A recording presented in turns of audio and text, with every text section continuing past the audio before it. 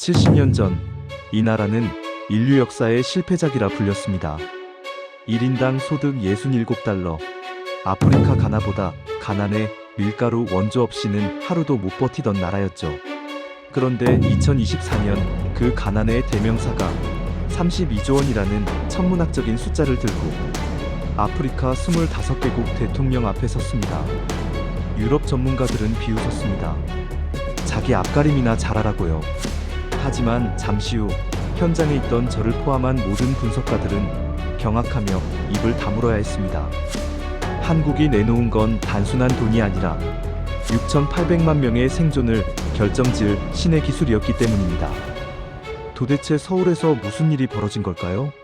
시작하기 전 구독과 좋아요, 그리고 대한민국 파이팅 댓글로 한국을 응원해주세요. 저는 지난 30년간 베를린에서 국제개발 전략을 연구해온 루카스 밀러입니다. 제 인생의 절반 이상을 아프리카의 빈곤과 가뭄 데이터를 분석하는 데 바쳤죠.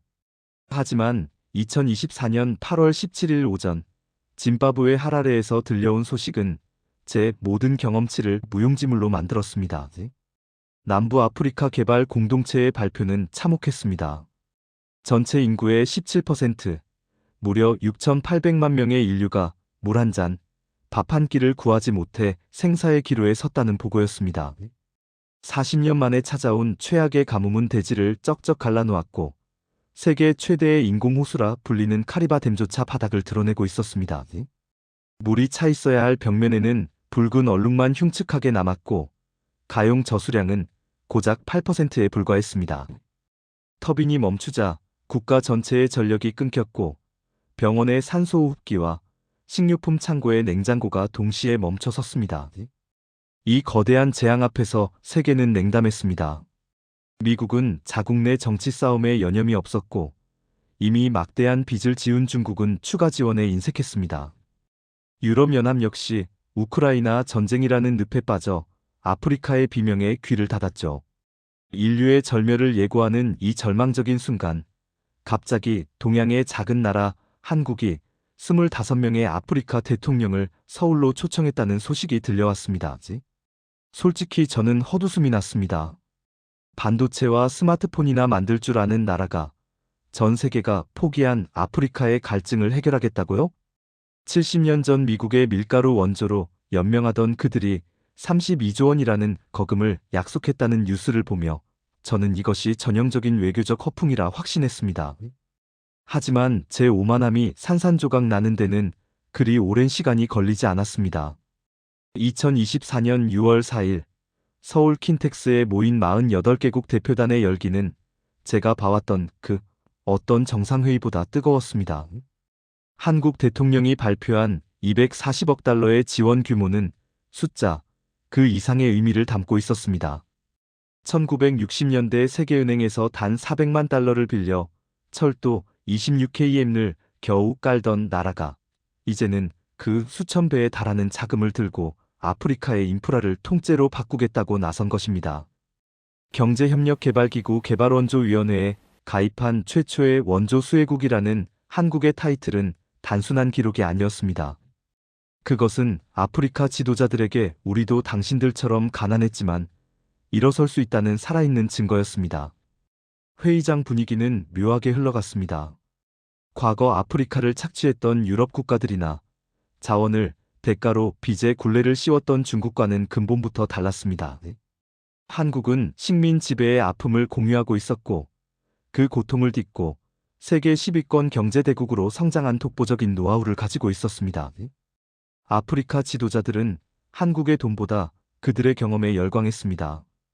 그리고 그 열광의 정점은 다음 날 제가 직접 목격한 경기도 화성의 한 시설에서 폭발했습니다. 아프리카의 운명을 바꿀 진짜 비밀병기는 회의장의 서류 뭉치가 아니라 한국수자원공사의 깊숙한 곳에 숨겨져 있었던 것입니다. 저는 마다가스카르와 모리셔스 대통령을 따라 화성시의 인공지능 정수 시설로 향했습니다. 그곳에서 본 광경은 제 30년 분석가 인생을 통째로 부정하게 만들었습니다. 사람이 전혀 개입하지 않아도 AI가 수지를 실시간으로 분석하고 빅데이터를 통해 최적의 정수 과정을 스스로 결정하고 있었습니다. 아프리카의 가장 고질적인 문제인 전문 인력 부족을 기술로 완벽하게 대체하고 있었던 거죠. 첨단 시설을 지어줘도 관리할 사람이 없어 고철로 변해버리던 기존 원조 모델의 한계를 한국은 AI로 정면 돌파하고 있었습니다. 마다가스카르 대통령의 눈시울이 붉어지는 것을 본 순간 저는 비로소 깨달았습니다. 한국은 물을 주는 것이 아니라 물을 다루는 법과 자립할 수 있다는 희망을 주고 있다는 사실을요. 그런데 여기서 한 가지 의문이 생깁니다.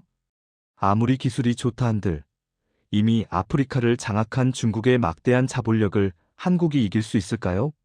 중국은 9월에 열린 포럼에서 한국의 2배가 넘는 68조 원의 지원을 약속하며 맞불을 놓았습니다. 하지만 전 세계 전문가들이 주목하는 것은 중국의 68조가 아니라 한국의 32조였습니다.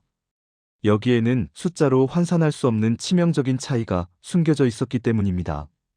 한국이 제시한 조건은 사실상 선물에 가까웠고 중국이 제시한 조건은 누군가에게는 함정일 수도 있다는 분석이 나오기 시작했습니다. 실제로 잠비아와 짐바브웨는 중국의 막대한 차관을 갚지 못해 국가부도 위기에 몰려 있었습니다. 이자만 한 해 기후변화 예산의 4배를 쏟아부어야 하는 처지였죠.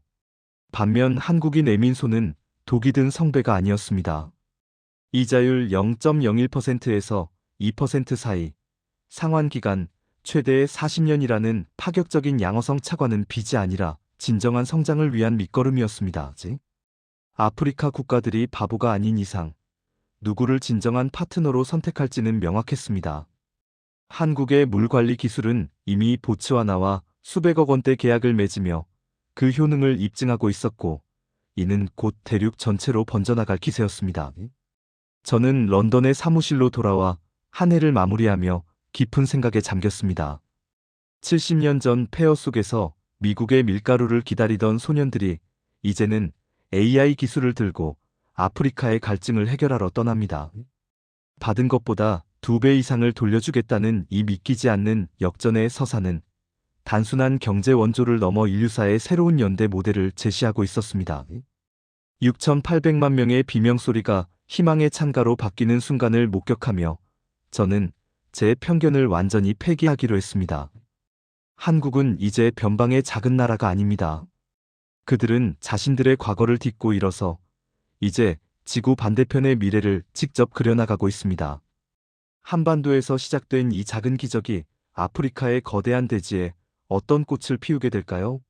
2025년 우리는 인류 역사상 가장 위대한 보훈의 대장정을 보게 될지도 모릅니다. 70년의 시간을 넘어 전해지는 한국의 진심이 메마른 아프리카의 강줄기를 다시 흐르게 할 수 있을지 전 세계가 숨을 죽이고 지켜보고 있습니다.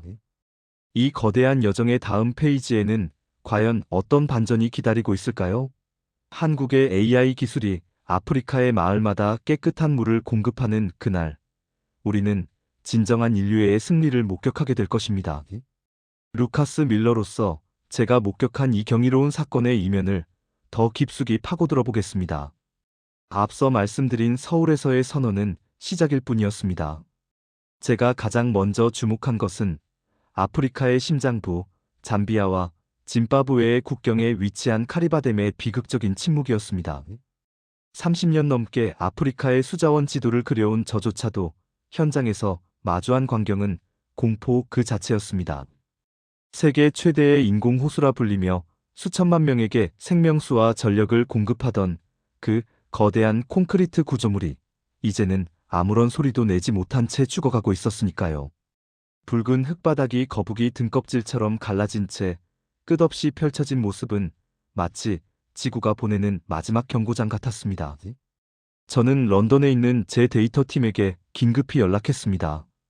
마크, 지금 당장 카리바댐에 최근 5년간 수위 변동폭과 발전 효율 데이터를 보내줘. 내 눈앞에 보이는 게 현실인지 믿을 수가 없어. 몇 분 후 전송된 데이터는 처참했습니다. 설계 당시 터빈을 돌리기 위해 필요했던 최소 수위에서 불과 1.2m 남짓한 여유밖에 남지 않았다는 수치가 모니터를 가득 채웠습니다. 이는 잠비아 전체 전력의 83%가 증발했다는 뜻이며 곧 2천만 명의 국민이 암흑 속에 갇히게 된다는 사형 선고와 같았습니다. 실제로 현장의 병원들은 전기가 들어오지 않아 수술을 중단했고 아이들은 상한 음식을 먹고 병들어가고 있었습니다. 유럽의 수많은 구호단체와 전문가들은 이 상황을 보며 기후 변화에 어쩔 수 없는 결과라며 고개를 저었습니다. 인프라를 새로 구축하기에는 비용이 너무 많이 들고 기존 시설을 유지보수할 전문 인력은 전무했으니까요. 하지만 바로 그 지점에서 한국의 접근 방식은 완전히 궤를 달리했습니다. 제가 서울 킨텍스 회의장에서 마주한 한국의 기술진들은 단순히 돈을 빌려주겠다는 말을 하지 않았습니다. 그들은 자신들이 겪었던 60년 전의 가뭄 기록을 꺼내 보였습니다. 우리도 당신들처럼 강이 마르고 논바닥이 갈라지는 것을 보며 울었던 민족입니다. 그래서 우리는 물 한 방울을 100% 통제하는 기술에 집착해왔습니다. 그들의 목소리에는 단순한 비즈니스를 넘어선 동질감과 절박함이 묻어 있었습니다. 특히 제 시선을 끈 것은 한국이 제안한 스마트 물 관리 시스템의 디테일이었습니다. 서구권의 원조가 거대한 댐을 짓고 도로를 닦는 하드웨어 중심이었다면 한국은 그 시설을 굴리는 두뇌인 AI 소프트웨어를 이식하려 했습니다. 아프리카 대륙은 광활합니다. 수천 킬로미터에 달하는 수도관을 관리할 인력도 부족하고 어디서 물이 새는지 알아내기도 힘든 실정이죠. 한국의 기술자들은 자신들이 개발한 AI 시스템이 누수 지점을 0.1%의 오차도 없이 찾아내고 원격으로 수지를 정화하는 과정을 시연했습니다. 런던과 베를린의 전문가들이 아프리카에서 그런 첨단 기술이 작동하겠느냐며 비웃을 때 한국은 이미 보츠와나의 거친 현장에서 그 시스템이 돌아가고 있다는 증거를 들이밀었습니다. 더욱 놀라운 것은 이 프로젝트의 재정적 구조였습니다. 저는 이 부분을 분석하며 전율을 느꼈습니다. 중국이 아프리카에 쏟아부은 자금은 대부분 자원 담보형 차관이었습니다. 도로를 깔아주는 대신 광산 채굴권을 가져가거나 빚을 갚지 못하면 항구 운영권을 빼앗는 방식이죠. 하지만 한국의 240억 달러는 달랐습니다. 그들은 아프리카의 미래를 저당 잡지 않았습니다. 오히려 우리는 당신들의 자원이 아니라 당신들의 성장을 원한다고 말하며 가장 낮은 문턱의 금융 지원을 약속했습니다. 이는 국제금융시장의 논리로는 설명하기 힘든 파격이었습니다. 화성 정수장에서 본 마다가스카르 대통령의 눈물은 단순한 감동의 표시가 아니었을 겁니다. 그것은 착취당하지 않고도 발전할 수 있다는 희망에 대한 확신이었습니다. 유럽 전문가인 저조차 그 광경을 보며 가슴 한구석이 뜨거워지는 것을 느꼈습니다. 70년 전 폐허 위에서 유엔의 구호물자를 기다리던 아이들이 성장해 이제는 지구에서 가장 소외된 땅의 아이들에게 물이라는 생명을 선물하러 왔습니다. 이것은 인류사에서 유례를 찾을 수 없는 가장 극적인 역할의 반전입니다. 하지만 이 여정은 순탄치만은 않을 것입니다. 이미 아프리카의 안방을 차지하고 있는 중국의 견제는 상상을 초월합니다. 그들은 한국의 기술력이 자신들의 영향력을 갉아먹을까봐 전전긍긍하며 더 큰 액수의 돈뭉치를 흔들고 있습니다. 과연 한국은 이 거대한 자본의 공세 속에서 자신들만의 진심과 기술로 아프리카의 마음을 완전히 얻을 수 있을까요? 그리고 6,800만 명의 갈증을 해소하는 이 거대한 실험은 정말 성공할 수 있을까요? 저는 이제 더 이상 비웃지 않습니다. 오히려 경이로움 가득한 눈으로 한국의 다음 행보를 추적하고 있습니다. 그들이 보여준 AI 정수 시스템의 푸른 빛이 아프리카의 붉은 먼지를 걷어내는 장면을 상상해 보십시오. 그것은 단순한 기술의 승리가 아니라 포기하지 않는 인류 정신의 승리가 될 것입니다. 한국이 써내려가고 있는 이 위대한 보은의 서사는 이제 막 첫 장을 넘겼을 뿐입니다. 과연 짐바브웨와 잠비아의 마을마다 깨끗한 수돗물이 쏟아지는 그날, 세계는 한국을 어떻게 기억하게 될까요? 지금 이 순간에도 한국의 기술진들은 아프리카의 뜨거운 태양 아래서 물줄기를 찾고 있습니다. 그들이 흘리는 땀방울이 메마른 대지를 적시고 그 결실이 6,800만 명의 생명을 구하는 기적으로 이어지는 과정을 저는 끝까지 지켜볼 생각입니다. 여러분은 이 믿기지 않는 역전극의 결말이 무엇이라 생각하십니까? 돈보다 강한 기술, 그리고 기술보다 뜨거운 진심이 만들어낼 그 다음 이야기가 궁금하지 않으신가요? 루카스 밀러로서 기록하는 이 경이로운 서사의 중심에는 단순히 기술이라 부르기엔 너무나도 인간적인 한국인들의 고집이 있었습니다. 제가 서울에서 만난 한국수자원 공사의 한 엔지니어는 제게 이런 말을 건넸습니다. 우리는 물을 파는 게 아닙니다. 우리가 물 없이 보냈던 그 비참했던 세월을 아프리카가 다시는 겪지 않게 하려는 겁니다. 이 말은 제 30년 분석과 인생의 관점을 뿌리째 흔들어 놓았습니다. 유럽의 전문가들이 아프리카를 도움이 필요한 대상으로만 볼 때 한국은 그들을 과거에 우리 자신으로 보고 있었기 때문입니다. 이러한 정서적 유대는 곧바로 실질적인 격차로 나타났습니다. 여러분, 중국이 아프리카 전역에 깔아놓은 화려한 인프라의 실상을 아십니까? 수천 킬로미터의 철도와 거대한 댐들이 세워졌지만 정작 현지인들은 그 시설을 운영할 엄두도 내지 못하고 있습니다. 기술을 가르쳐주지 않았기 때문입니다. 고장이 나면 중국 기술자가 올 때까지 기다려야 하고 그 부품값은 고스란히 아프리카의 빚으로 쌓입니다. 하지만 한국의 방식은 정반대였습니다. 그들이 화성에서 보여준 AI 시스템의 핵심은 단순화와 교육이었습니다. 복잡한 화학 수치나 전력 제어를 몰라도 현지인이 스마트 기기 하나로 정수장 전체를 관리할 수 있도록 설계된 인터페이스를 보며 저는 전율을 느꼈습니다. 한국은 고기를 주는 것이 아니라 고기를 잡는 가장 정교하고 쉬운 낚싯대를 건네고 있었습니다. 특히 제가 주목한 사건은 보츠와나에서의 작은 승리였습니다. 사실 보츠와나는 아프리카에서 재정 상태가 가장 양호한 편에 속하지만 물 문제만큼은 천재지변에 가까운 난제였습니다. 유럽의 네로라 하는 기업들이 수조 원의 견적을 내며 달려들었지만 정작 그들이 제시한 솔루션은 아프리카의 뜨거운 모래바람과 극심한 일교차를 견디지 못하고 멈춰서기 일쑤였습니다. 그런데 한국의 K-워터팀이 들어간 지 단 몇 개월 만에 기적이 일어났습니다. 한국 특유의 빨리빨리 정신과 정교한 IT 기술이 결합하자 마른 땅 밑에서 물줄기가 잡히기 시작했고 AI 시스템은 불필요한 전력 낭비를 15% 이상 줄이며 운영 비용을 혁신적으로 낮췄습니다. 227억 원이라는 국가 간 거래치고는 소박한 금액으로 시작된 이 계약이 사실은 아프리카 대륙 전체를 뒤흔들 거대한 도화선이었음을 당시엔 누구도 몰랐을 겁니다. 하지만 이 기적 같은 이야기 뒤에는 여전히 거대한 그림자가 드리워져 있습니다.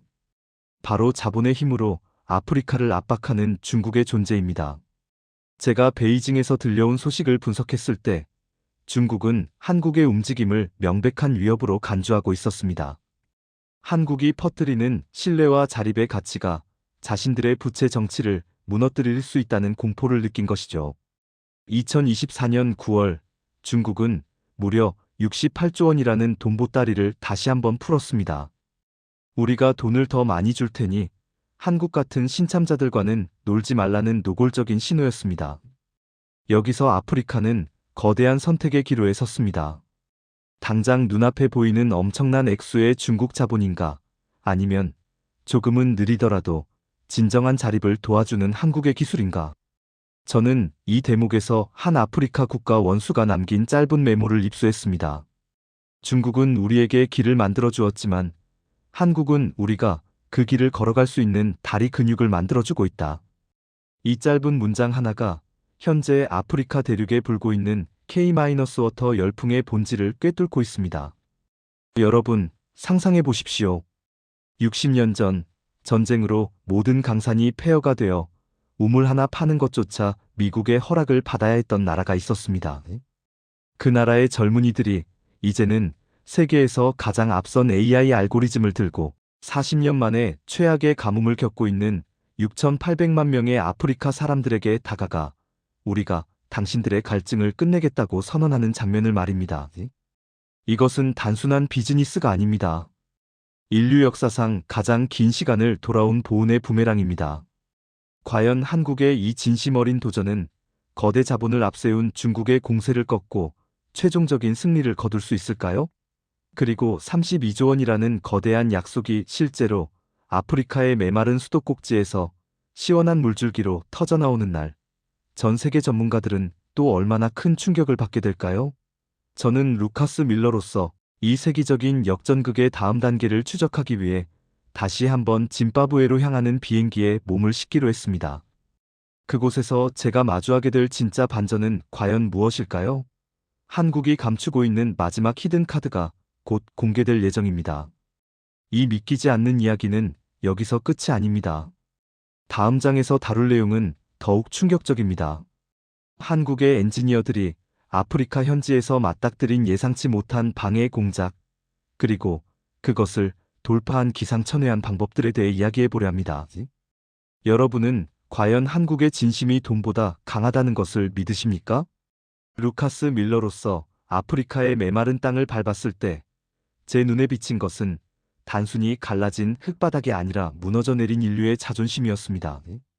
수조 원의 돈을 쏟아붓고도 관리할 사람이 없어 고철이 된 유럽의 펌프들, 그리고 빚을 갚지 못해 주권을 넘겨줘야 했던 중국식 인프라의 자네들 사이에서 한국의 엔지니어들은 전혀 다른 길을 걷고 있었습니다. 제가 목격한 가장 경이로운 장면은 짐바브웨의 한 작은 마을에서 벌어졌습니다. 한국에서 온 젊은 기술자가 현지 청년에게 태블릿 PC 한 대를 건네며 정수 시스템의 가동법을 가르치던 순간이었죠. 이것이 바로 한국이 가진 무서운 힘이었습니다. 그들은 복잡한 공학 지식이 없는 현지인들도 단 몇 시간의 교육만으로 수천 명의 생존이 걸린 정수 시설을 운영할 수 있게 만들었습니다. AI가 수질 상태와 전력 효율을 24시간 감시하며 문제가 생기기 전 미리 경고를 보내고 조치 방법까지 화면에 띄워줍니다. 우리가 떠나도 이 물줄기는 멈추지 않아야 합니다. 한국 팀장의 이 한마디는 그동안 아프리카를 시해의 대상으로만 보던 저의 뒤통수를 강하게 내리쳤습니다. 서구의 원조가 물을 주는 것이었다면 한국은 지속 가능한 생명을 이식하고 있었던 것입니다. 하지만 현장의 상황은 영화처럼 아름답지만은 않았습니다. 제가 입수한 내부 보고서에 따르면 한국의 진출이 본격화되자 보이지 않는 곳에서의 방해 공작이 시작되었습니다. 아프리카의 수자원 이권을 독점하려던 일부 다국적 기업들과 중국 측 대리인들은 한국의 AI 기술은 아프리카의 가혹한 환경을 견디지 못할 것이라며 악의적인 소문을 퍼뜨렸습니다. 실제로 섭씨 40도가 넘는 폭염과 시도 때도 없이 불어닥치는 모래 폭풍은 정밀기기인 AI 서버의 치명적인 위협이었습니다. 유럽의 전문가들조차 결국 한국도 돈만 날리고 철수하게 될 것이라며 비아냥거렸죠. 그때 한국인들이 보여준 대응은 그야말로 기상천외했습니다. 그들은 실험실에 앉아 데이터를 분석하는 대신 직접 망치를 들고 현장의 열악한 환경 속으로 뛰어들었습니다. 먼지를 차단하기 위해 아프리카의 진흙집 원리를 응용한 특수 냉각 하우징을 현장에서 직접 설계해냈고, 불안정한 전력망 문제를 해결하기 위해 버려진 태양광 패널들을 AI지 관리 시스템에 연동시켰습니다. 안 되면 되게 만드는 그 특유의 현장형 혁신은 매뉴얼에만 의존하던 서구 엔지니어들을 경악하게 만들었습니다. 가장 결정적인 반전은 2024년 말 잠비아의 한 핵심 물류 거점에서 일어났습니다. 40년 만의 가뭄으로 인근 모든 우물이 마르고 전염병이 창궐하기 직전, 한국이 설치한 스마트 검사 시스템이 지하 수킬로미터 아래에 숨겨진 수맥을 정확히 찾아낸 것입니다. 인공지능이 지질 데이터를 분석해 뽑아낸 그 한 줄기의 물은 단순한 액체가 아니라 죽어가던 마을 전체를 살려낸 기적의 산물이었습니다. 이 사건은 삽시간에 아프리카 전역으로 퍼져나갔고, 한국을 믿어야 산다는 말은 이제 외교적 수사가 아닌 생존의 법칙이 되었습니다. 중국은 당황하기 시작했습니다. 그들이 약속한 68조 원의 거대 자금보다 한국의 32조 원과 함께 전달된 진심 어린 기술이 아프리카인들의 마음을 더 깊이 파고들었기 때문입니다. 이제 아프리카의 지도자들은 더 이상 거대한 댐 건설 계획에만 눈독을 들이지 않습니다. 대신 한국의 스마트 워터 시스템을 자신들의 국가 표준으로 채택해달라며 서울에 러브콜을 보내고 있습니다. 루카스 밀러인 제가 여기서 던지는 질문은 이것입니다. 과연 자본과 기술의 싸움에서 무엇이 최종적인 승리를 거둘까요? 돈으로 산 영향력은 빚이 쌓이면 무너지지만 신뢰로 쌓은 기술은 대륙의 미래를 바꿉니다. 한국이 아프리카의 갈증을 해소하기 위해 던진 이 32조 원의 승부수는 이제 단순한 원조를 넘어 글로벌 패권의 판도까지 흔들고 있습니다. 이야기는 이제 절정으로 향합니다. 다음 장에서는 한국의 이 성공 모델의 위협을 느낀 강대국들의 노골적인 견제, 그리고 그 압박 속에서도 한국이 준비한 최후의 카드가 무엇인지 공개하겠습니다. 아프리카의 6,800만 명을 구하기 위한 이 거대한 체스판에서 한국은 어떤 신의 한 수를 준비하고 있을까요? 여러분이 상상하지 못한 한국물 관리 기술의 진정한 정체가 곧 밝혀집니다. 루카스 밀러로서 기록하는 이 추적기의 정점은 강대국들의 노골적인 견제와 그 거센 파고를 넘어선 한국의 결정적 한 수에 관한 이야기입니다. 한국의 AI 물 관리 기술이 아프리카 전역에서 실질적인 성과를 내기 시작하자 아프리카를 자신들의 전용 자원 창고로 여겼던 거대 세력들은 더 이상 침묵하지 않았습니다. 특히 중국의 움직임은 집요했습니다. 그들은 한국의 기술이 보안에 취약하다거나 아프리카의 데이터를 수집해 한국으로 빼돌린다는 근거 없는 루머를 유포하며 아프리카 정부들을 압박했습니다. 수십 년간 닦아놓은 자금의 네트워크를 동원해 한국 기업의 입찰을 방해하려는 시도도 포착되었죠. 유럽의 보수적인 기술 관료들 또한 회의적인 시각을 유지했습니다. 한국의 시스템은 한국처럼 인프라가 잘 갖춰진 곳에서나 가능한 사치품이라며 폄하했습니다. 30년 경력의 저조차 잠시 흔들릴 정도로 그들의 공격은 정교하고 집요했습니다. 하지만 바로 그 위기의 순간 한국은 전 세계가 예상치 못한 최후의 카드를 꺼내들었습니다. 그것은 바로 디지털 트윈 기술과 결합한 개방형 물 관리 플랫폼이었습니다. 이 기술의 실체는 놀라웠습니다. 한국의 엔지니어들은 아프리카 현지에 가지 않고도 서울의 관제센터에서 아프리카 오지의 수로화됨 상태를 가상 세계에 완벽하게 복제해냈습니다. 그리고 이 기술의 운영 권한을 아프리카 현지 정부에 완전히 이전하겠다고 선언했습니다. 우리는 기술을 독점하러 온 것이 아니라 여러분이 직접 이 시스템의 주인이 되도록 돕겠다는 약속이었습니다. 데이터를 독점하려던 강대국들의 탐욕과는 정반대의 행보였죠. 이는 기술적 우위를 넘어선 도덕적 우위의 점령이었습니다. 충격적인 반전은 2025년 초 역사상 유례없는 폭우와 가뭄이 동시에 닥친 동아프리카에서 일어났습니다. 중국이 지은 기존의 댐들이 수위 조절 실패로 하류 마을에 엄청난 피해를 주거나 방류 시기를 놓쳐 무용지물이 될 때 한국의 AI 시스템이 적용된 보츠와나와 케냐의 일부 지역은 단 한 명의 인명피해도 없이 완벽하게 수자원을 통제해냈습니다. AI가 수일 전부터 기상 레이더를 분석해 선제적으로 저수량을 조절하고 홍수 위험을 감지해 주민들을 대피시킨 덕분이었습니다. 데이터가 거짓말을 하지 않는다는 사실을 확인한 아프리카인들은 열광했습니다. 이 사건 이후 유럽의 전문가 그룹 내에서도 균열이 생기기 시작했습니다. 베를린과 런던의 학회에서는 우리가 아프리카를 대했던 방식이 틀렸다. 한국처럼 그들의 자생력을 키워주는 것이 진정한 원조라는 반성이 터져나왔습니다. 저 루카스 밀러 역시 그동안 가졌던 유럽 중심적 사고를 완전히 내려놓았습니다. 1960년대 세계은행에서 단 몇백만 달러를 빌려 철도를 깔던 한국의 그 절박함이 이제는 전 지구적 재앙을 막아내는 가장 정교한 칼날이 되어 돌아온 것입니다. 이제 전 세계는 32조 원이라는 금액이 아니라 그 돈이 만들어낸 신뢰의 가치에 주목하고 있습니다. 한국은 증명했습니다. 돈으로 산 친구는 돈이 떨어지면 떠나지만 진심과 기술로 맺어진 파트너십은 대륙의 운명을 바꾼다는 것을요. 6,800만 명의 비명소리가 잦아들고 그 자리에 한국의 AI 기술이 만들어낸 깨끗한 물줄기가 흐르는 소리가 들려옵니다. 하지만 이야기는 여기서 끝이 아닙니다. 이 여정의 마지막 장에는 제가 아프리카의 가장 깊은 오지에서 만난 한 한국인 엔지니어의 일기장에서 발견한 눈물겨운 기록이 남아 있습니다. 한국이 왜 이토록 아프리카의 물에 집착하는지 그 근원적인 이유가 담긴 마지막 진실을 들려드리려 합니다. 과연 한국이 아프리카에 심은 것은 물일까요? 아니면 인류의 새로운 미래일까요? 25년 경력에 제가 마지막으로 목격한 그 감동의 결말을 함께 지켜봐 주시겠습니까? 이 거대한 서사의 마지막 조각이 이제 여러분 앞에 펼쳐집니다. 루카스 밀러로서 기록하는 이 긴 여정의 마지막 페이지는 제가 아프리카의 가장 척박한 오지인 말라위의 어느 가뭄 현장에서 발견한 낡은 수첩 한 권에서 시작됩니다. 그 수첩의 주인은 한국에서 온 30대 중반의 젊은 엔지니어였습니다.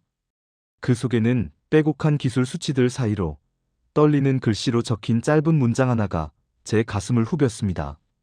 할아버지가 말씀하셨던 1950년의 낙동강은 이런 모습이었을까? 그때 우리에게 물 한 잔을 건넸던 이름 모를 이들의 마음으로 오늘 이 펌프를 고친다. 저는 그 문장을 읽는 순간 한국이 왜 이토록 아프리카의 물에 집착하는지 그 근원적인 해답을 얻었습니다. 그것은 단순한 비즈니스도 강대국이 되기 위한 야욕도 아니었습니다. 자신들이 가장 비참했던 시절, 세계로부터 받았던 그 생명의 부채를 70년이 흐른 지금 대륙의 반대편에서 갚고 있었던 것입니다. 유럽의 전문가들이 수치와 효율을 따질 때 한국인들은 자신들의 기억과 싸우고 있었습니다. 이러한 진심은 결국 아프리카 대륙 전체의 거대한 물줄기를 바꿔놓았습니다. 2025년 중반, 짐바브웨와 잠비아를 잇는 카리바댐 인근에 한국의 AI 스마트 관제 센터가 본격 가동되던 날을 저는 잊지 못합니다.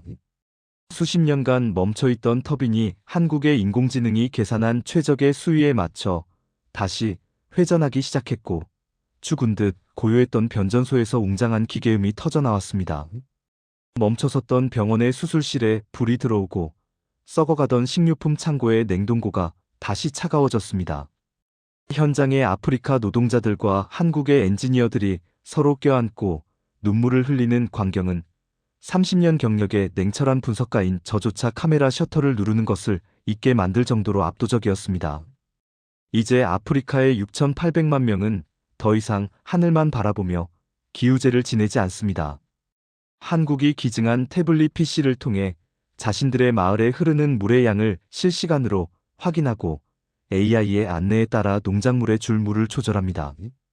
중국이 지어준 화려한 도로보다 한국이 이식한 이 정교한 생존 시스템이 아프리카인들의 삶을 밑바닥부터 바꾸고 있습니다. 자본의 힘으로 굴복시키려던 중국의 전략은 기술의 진심으로 다가간 한국의 전략 앞에 서서히 힘을 잃어가고 있습니다. 루카스 밀러인 제가 내린 최종 결론은 명확합니다. 한국은 아프리카에 물을 판 것이 아닙니다. 그들은 운명을 바꾸는 법을 팔았습니다. 70년 전 인류 역사의 실패작이라 불렸던 최빈국이 어떻게 세계 최고의 기술 강국이 되었는지 그 비법 노트를 아프리카라는 거대한 도화지에 직접 써내려가고 있는 것입니다. 이제 세계의 시선은 달라졌습니다. 런던과 베를린의 연구소들은 이제 한국의 K-공여 모델을 정식 교과정으로 채택하기 시작했습니다. 원조를 받던 나라가 주는 나라로 바뀐 유일한 사례, 그리고 받은 것보다 2배 이상을 돌려주며 인류의 새로운 연대를 증명한 사례. 이것은 앞으로 다가올 기후 위기 시대에 인류가 어떻게 서로를 구원해야 하는지를 보여주는 가장 완벽한 이정표가 되었습니다. 저는 이제 노트북을 덮으며 창밖을 내다봅니다. 70년 전 한국을 도왔던 수많은 이름 모를 영웅들이 지금의 한국을 본다면 어떤 표정을 지을까요? 아마 자신들이 심었던 그 작은 씨앗이 이제는 지구 반대편 대륙 전체를 적시는 거대한 강물이 되었다는 사실에 경이로움을 금치 못할 것입니다.